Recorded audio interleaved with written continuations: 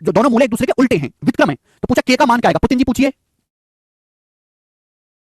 Thank you Shubham. द्विघात समीकरण के मूल एक दूसरे के व्युत्क्रम है, 16x² - 133x + k² बराबर 0 के, तो के का मान क्या होगा? भाई अगर द्विघात समीकरण के मूल एक दूसरे के व्युत्क्रम है तो मैंने अभी कंसेप्ट समझाया कि सी जो है a के बराबर होगा। सी की जगह क्या लिखा हुआ? k² x² गुणा के 16 दोनों बराबर होने चाहिए, ये बराबर होने चाहिए, यानी कि k² बराबर 16 आ गया। बहुत सारे बच्चे जो उसमें +4 आंसर बता देंगे, +4 इस सवाल का आंसर नहीं है। k² बराबर 16 तो k की वैल्यू +4 भी हो सकती है, -4 भी हो सकती है, तो k की वैल्यू +-4, बी ऑप्शन इस सवाल का उत्तर आएगा, बी ऑप्शन, ना कि 4 इस सवाल का आंसर आएगा। ठीक है जी। अगला तीसरा कंसेप्ट आपके सामने, दूसरा कंसेप्ट हो गया, तीसरा कंसेप्ट, ठीक है ना। थर्ड, जिन बच्चों ने 9वीं क्लास में बेहतर तरीके से पढ़ा है उनको ये चीज बहुत बोर लग रही होगी, है ना, वो खुन्नस खा रहे होंगे मुझसे, क्या बात करा रहा है मास्टर, जल्दी जल्दी क्यों नहीं निपटा रहा, उनके लिए चीज मजाक है ये। लेकिन जिन्होंने नहीं पढ़ा उनके लिए चीज पहाड़ तोड़ने से मुश्किल है, पहाड़ तोड़ने से मुश्किल है उनके लिए। दो टाइप के बालक हैं, है ना, जिनके लिए एकदम कचरा कौड़ा चीज है जो उसको छोड़कर भागना चाहते हैं, और एक जिनको अगर मैं बात 10 बार भी बताऊं तो भी उनको परेशानी रहेगी, केवल एक कारण की वजह से, 9वीं क्लास में मन से ना पढ़ने की वजह से। और ये परेशानी आपको झेलनी पड़ेगी, इसका एक ही कारण है भाई, इसका एक ही सुधार है, पढ़नी पड़ेगी। x² + bx + c बराबर 0। तीसरा कंसेप्ट बताओ। देखिए, अगर किसी द्विघात समीकरण के रूट्स मैग्नीट्यूड में इक्वल है, roots are equal in magnitude, roots are equal in magnitude but opposite in sign, लेकिन साइन में व्युत्क्रम है, हिंदी में बोलते हैं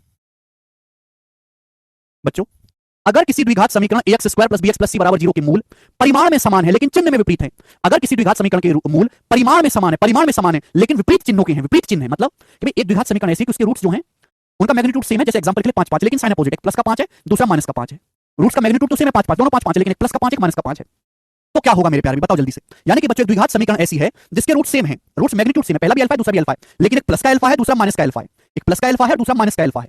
इस केस में रूट्स की गुणा करने से तो कोई फायदा है नहीं। इस केस में अगर मैं रूट्स का सम निकालता हूं तो रूट्स का सम क्या आएगा? रूट्स का सम आ जाएगा माइनस का b बटा a, रूट्स का सम आ जाएगा माइनस का b बटा a। आप बोलोगे हाँ जी सर, अब अल्फा में मैं माइनस अल्फा जोड़ूंगा तो 0 आ जाएगा, 0 की वैल्यू आएगी माइनस का b बटा a, एक यहां गुणा होगी 0 में 0, तो b का मान 0 हो जाएगा, 0। तीसरा कंसेप्ट बन गया मेरे प्यारे बच्चे, यानी कि अगर किसी द्विघात समीकरण के रूट्स मैग्नीट्यूड में इक्वल हैं बट साइन में अपोजिट है तो b का मान जो है 0 आ जाएगा, 0। समझ में आया? हाँ जी किरण, कंसेप्ट हो गया, इस पर सवाल करके बताएं जल्दी से, सवाल का क्या आंसर है फटाफट, जल्दी बताएं इस सवाल का क्या आंसर है।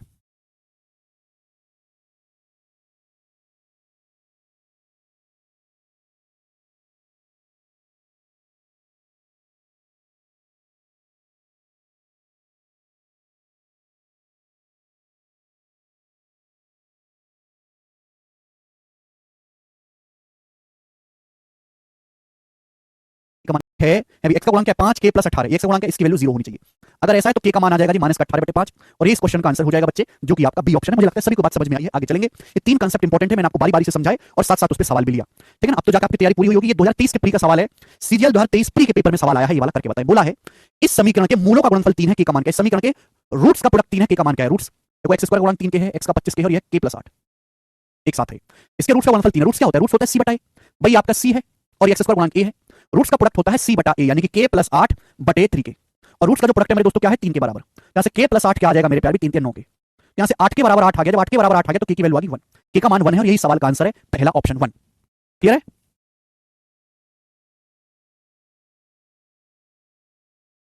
सवाल नंबर है आपके सामने यहां पर 10, अगला सवाल लेंगे, करिए जल्दी से।